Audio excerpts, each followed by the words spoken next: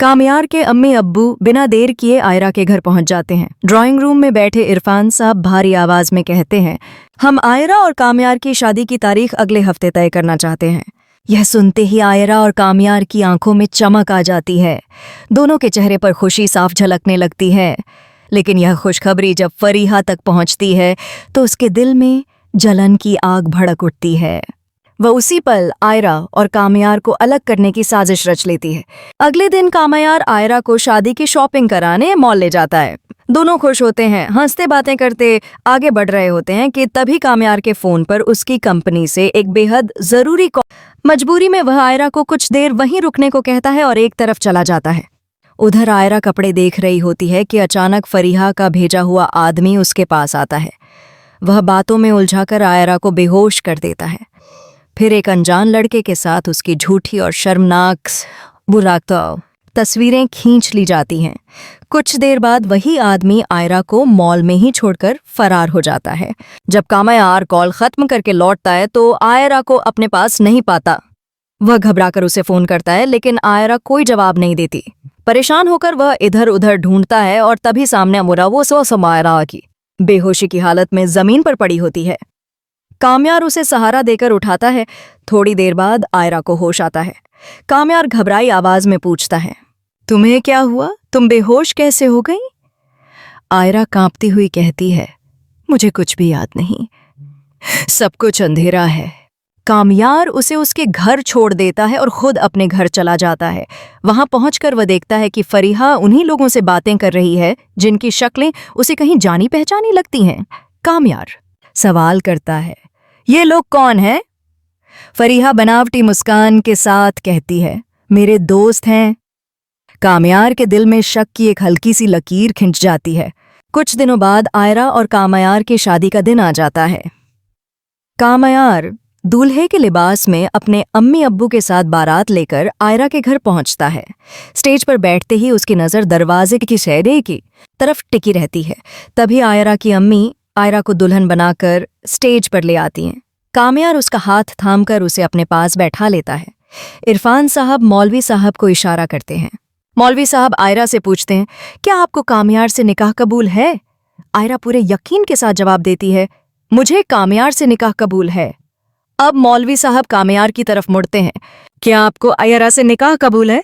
उसी पल फरीहा अपनी चाल चल देती है। वह आयरा की झूठी तस्वीरें कामयार के फोन पर भेज देती है। तस्वीरें देखते ही कामयार के चेहरे का रंग उड़ जाता है। उसके हाथ कांपने लगते हैं। वह चुपचाप उठकर इरफान साहब को एक तरफ ले जाता है और उन्हें तस्वीरें दिखा देता है। तस्वीरें देखकर इरफान साहब का गुस्सा फूट पड़ता है। वे कामयार को जोरदार थप्पड़ मारते हुए कहते हैं, तुम मेरी बेटी पर ऐसा इल्जाम लगाने की हिम्मत कैसे कर सकते हो?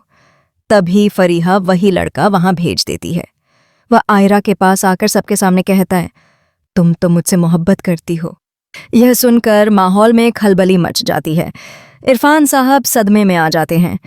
कामयार आयरा के सामने आकर कहता है, तुमने मुझे धोखा दिया है। आयरा रोते हुए कहती है, कामयार मुझ पर भरोसा करो, मैं बेगुनाह हूं। लेकिन कामयार तस्वीरें दिखाकर कहता है, यह सब क्या है? आयरा टूट जाती है और गुस्से में कामयार को अपने घर से निकाल देती है। बारात बिना निकाह के लौट जाती है। उधर फरीहा फोन पर अपनी दोस्त से कह रही होती है, मैंने आयरा को बेहोश करवाकर उसकी तस्वीरें बनवाईं और कामयार को भेज दी। अब उनकी शादी टूट चुकी है। यह सुनकर कामयार आग बबूला हो जाता है। वह फरीहा को थप्पड़ मारता है और कहता है, तुम्हारी वजह से मेरी और आयरा की जिंदगी बर्बाद हो गई। कामयार फूट फूट कर रो पड़ता है।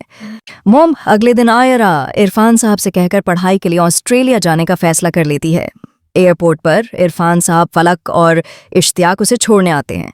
वहीं इश्तियाक कामयार को फोन करके बता देता है कि आयरा देश छोड़कर जा रही है। ये सुनते ही कामयार बिना कुछ सोचे गाड़ी उठाकर एयरपोर्ट पहुंच जाता है। वहां उसे सब मिलते हैं लेकिन आयरा नहीं। इरफान साहब बताते हैं कि आयरा फ्लाइट में बैठ चुकी है। कामयार पागलों की तरह भागता है। तभी वह देखता है कि आयरा फ्लाइट में चढ़ने ही वाली है। वह जोर से चिल्लाता है, आयरा। आयरा पलट कर कहती है, मैं जा रही हूं कामयार। कामयार रोते हुए कहता है, हमारी शादी फरीहा की साजिश की वजह से टूटी थी।